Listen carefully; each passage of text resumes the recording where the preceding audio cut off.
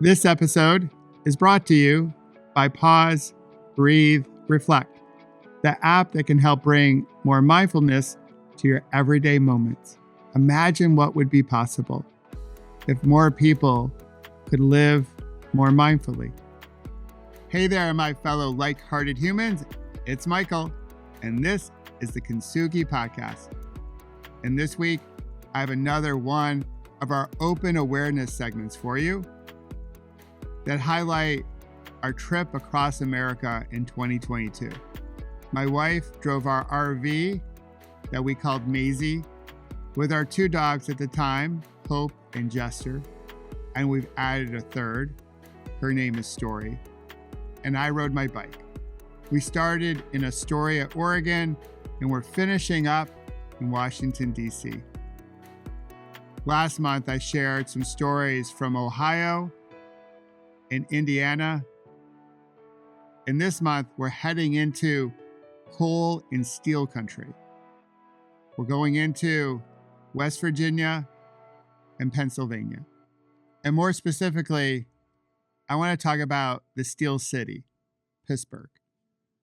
When I rode through West Virginia, I was surrounded by nature, but I was also surrounded by the dinge of coal and steel. You could feel the pain the people in the towns were experiencing. West Virginia has yet to reinvent itself.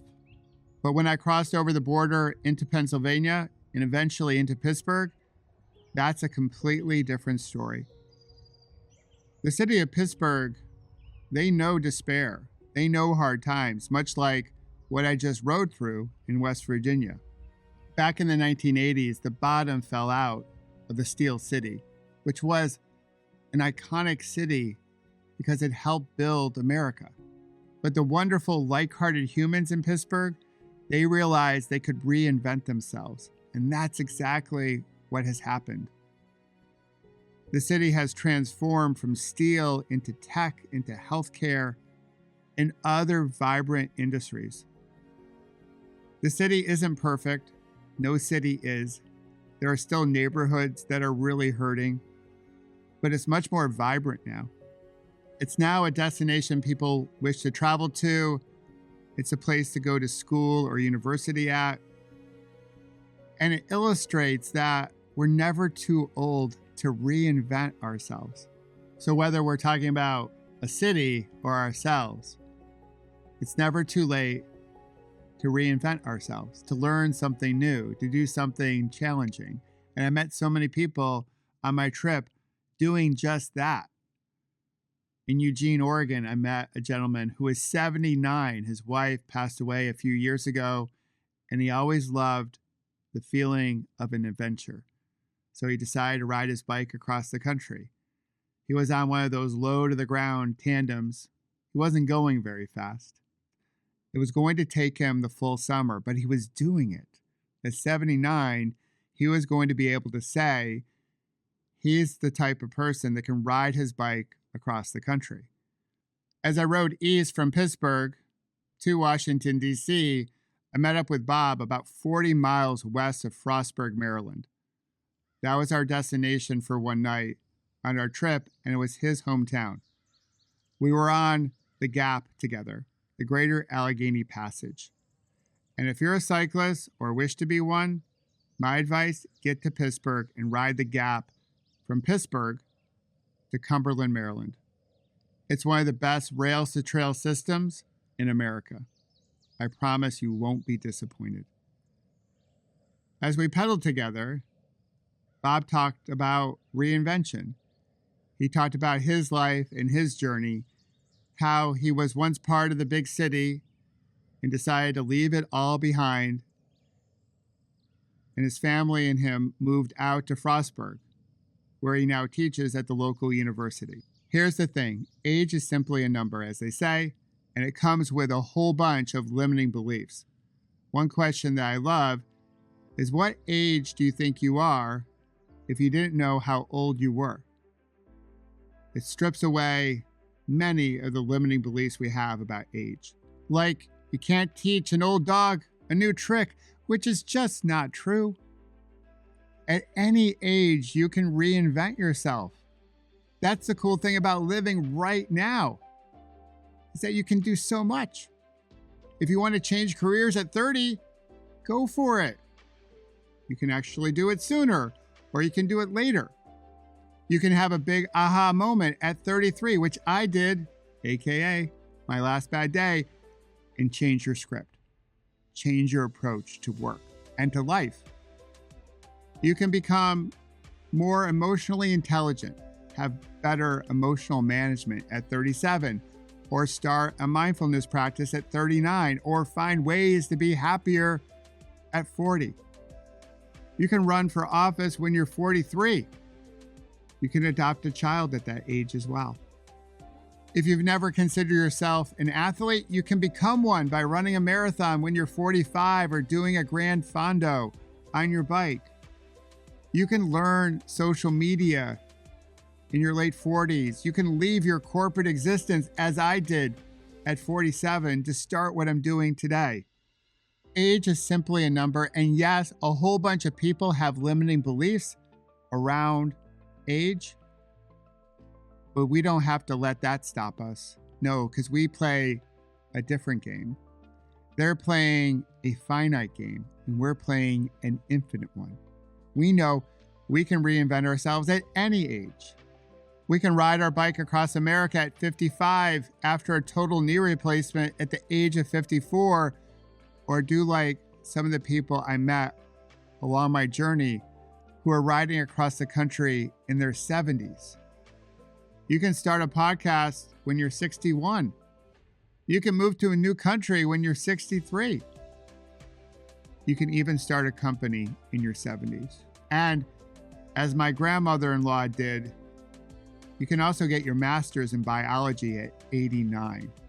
I don't care if you're 30, 40, 50, 60, 70, 80, or 90. At any moment in time, you can reinvent yourself. You can do new things. You can even learn a new language or an instrument. And yes, those get a little bit harder as we get older, but they're not impossible. When we stop learning and when we stop trying to do new things, even hard things, we stop living. And we become old really quickly. It makes it hard for us to come together in that Kintsugi spirit. All of us will go through a lot. We will chip, we will crack, we will break. But part of coming back together, part of that yurishi that makes us Kintsugi, is our ability to try on new things, to learn, to grow, to feed our soul, to feed our hearts. We're meant to do new things. We're meant to learn and discover and explore. That's what makes life amazing. So here's my challenge for you. Between now and next month, when we wrap up our trip across America as we pedal into Washington, D.C. and the Lincoln Memorial, try something new. Take a step to reinvent yourself. Learn a new skill. Begin practicing mindfulness. You can join us here at Pause, Breathe, Reflect.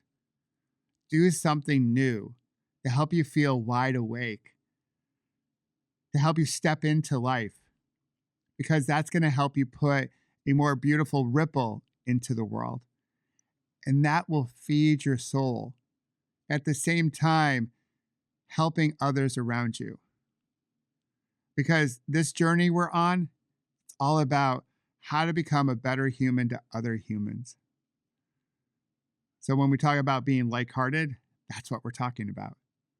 So age is just a number. You're never too old to learn something new. I'm so grateful you took some time today to tune into the Kintsugi Podcast. As you know, time is your most precious resource. We can't make any more of it. So the fact that you're here means the world to me. And if you haven't already left a kind review and rating wherever you happen to listen to this podcast, I hope you'll do it today. I also hope that you'll join our Pause, Breathe, Reflect community of like-hearted humans looking to be better humans to other humans and trying to put more happiness into the world. It's pretty easy to join. All you need to do is go to Apple's App Store or Google Play and simply type in Pause, Breathe, Reflect, and download our app. Become part of our wonderful community. I'm so glad you're here and part of our Kintsugi family.